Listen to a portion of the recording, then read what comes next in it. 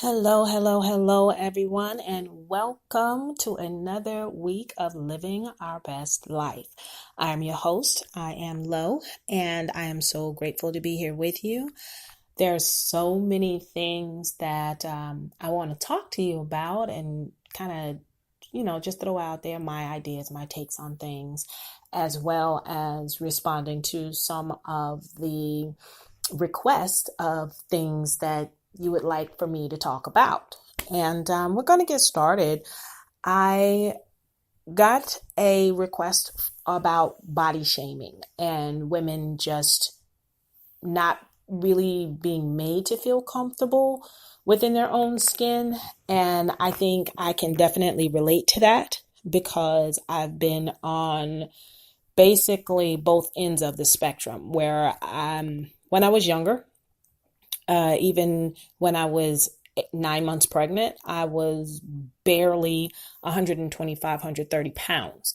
So that put me in that skinny girl or, tiny girl category, but I was still kind of built differently.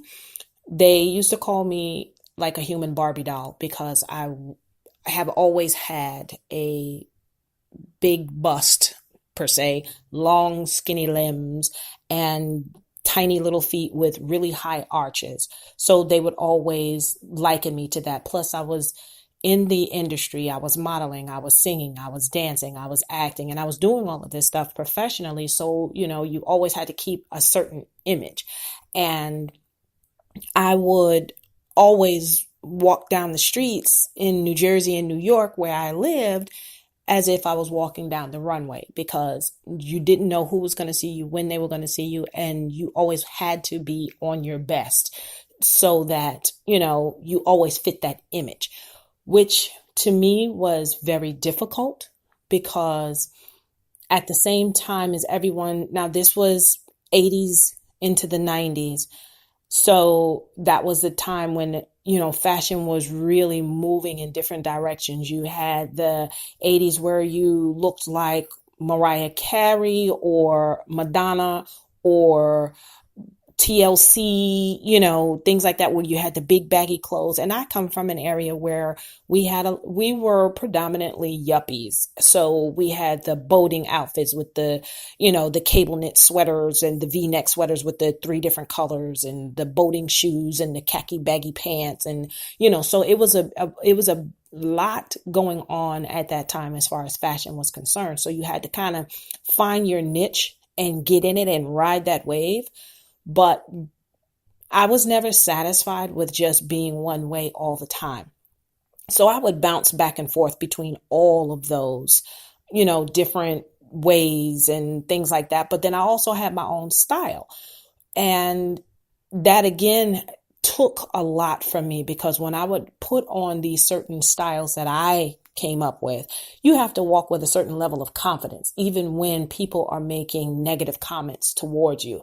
And it could be something as simple as, commenting on a piece of your clothing that you're wearing down to what they think you look like and comparing you to a cartoon character or a television character that's not very positive. So you have to, I used to have to really just tell myself, it's not about what other people are seeing. It's about what I'm seeing and how I'm feeling. And yes, it was very difficult for me, but I did it anyway. And I did it with the idea of, well, you're going to make fun of me if I don't dress up because you're used to me dressing up. And then you're going to make fun of me if I dress up because of the way I dress up. So why don't I just push the envelope? And every time I push the envelope, it's going to cause you to pay me more attention. And the more attention you pay me, the less attention you're paying someone else. So now I feel better because I'm more relevant than the next person. Was it good? Not really. I mean, it wasn't healthy because now I was always pushing an envelope, forcing people to notice that I was stood out. I was different. And with that, not just what I looked like, I had to behave a certain way. I had to, always live up to the expectations of who I was as far as what other people saw in me.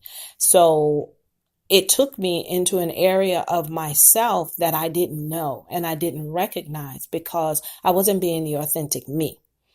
I wasn't being the person who loved and cared about other people, who wanted to have connections with people, who wanted to just be normal, quote unquote, with maybe a boyfriend that loved and cared for me, and friends who loved and cared for me, and go places and do things like go to parties that I was never invited to because I was so different, or, have an actual boyfriend who wanted to be around me and not the image that I, had in my community and in my area.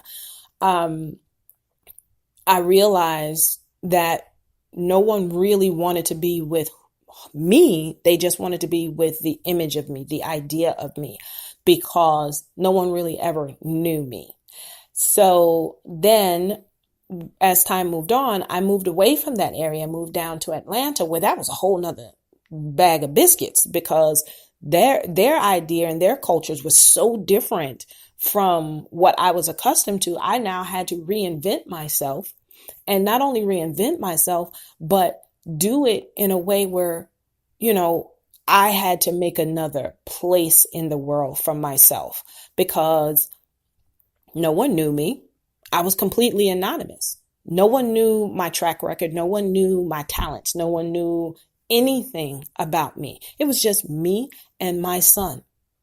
So I kind of started doing things again differently, but still never really putting forth who I actually was, because I still had within me that developed, not natural, but developed idea of I have to be on my own. I have to be away from people. I have to keep a distance between me and other people, because if other people got to know me, they wouldn't like me. They wouldn't accept me. They wouldn't want me. So I would, always put, I guess you can call it, that mask on when I walked out in public. Again, which made it difficult because I was never able to honestly have my emotions in public. I was never honestly able to feel or say or do what was really in me. I had to do what was expected of me. And, it still came at a cost of people making comments and saying things and doing things that wasn't the best.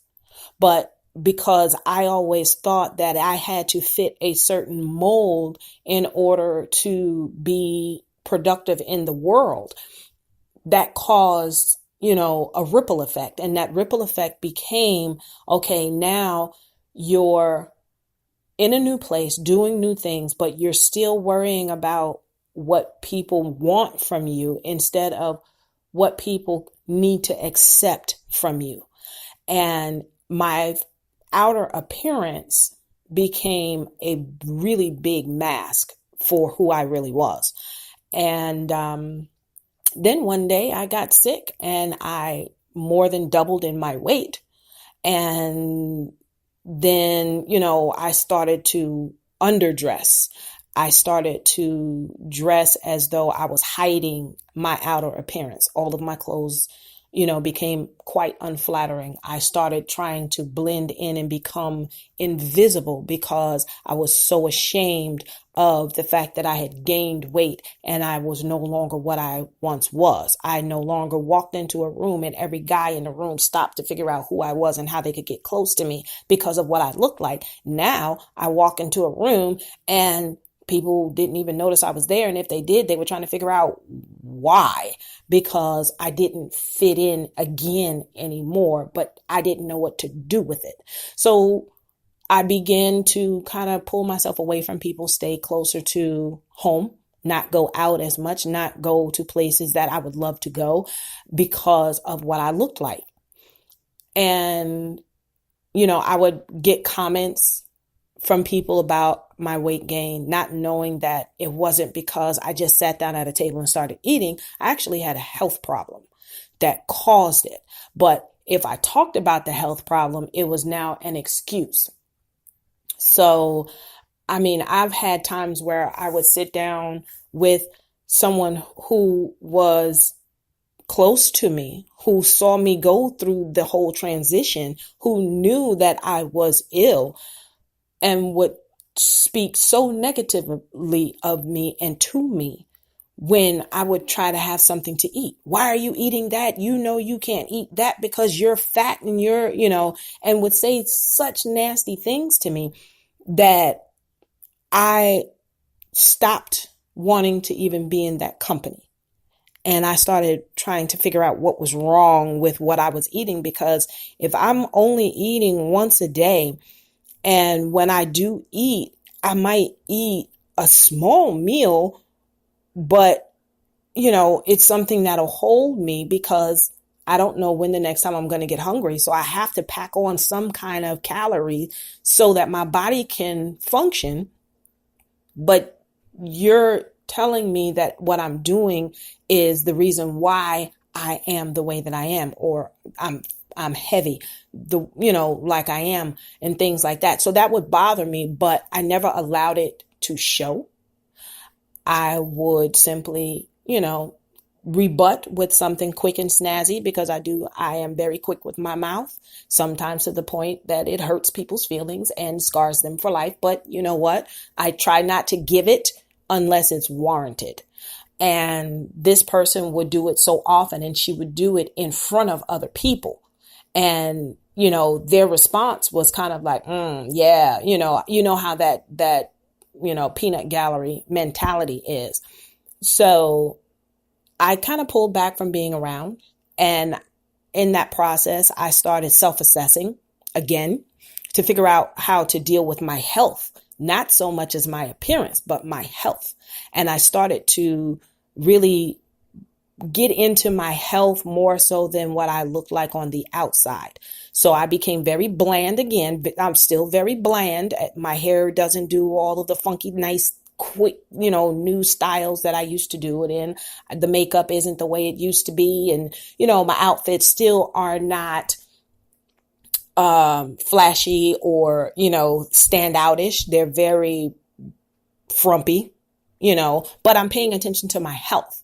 And while I'm paying attention to my health, I go through something that is basically life threatening, because the illness that I'm dealing with, it can take your life. So I'm focused on that, and I'm trying to muscle through, and I'm trying to do things, to help my body work properly, let alone, I really wasn't paying attention to what it looked like. But in the process, my weight started to drop. But it would go up and it would go down, and it would go up and it would go down. So I never really knew what to do. And I wouldn't go clothes shopping, because one day I could fit it and the very next day I couldn't. So I still stayed on the frumpy side of the spectrum.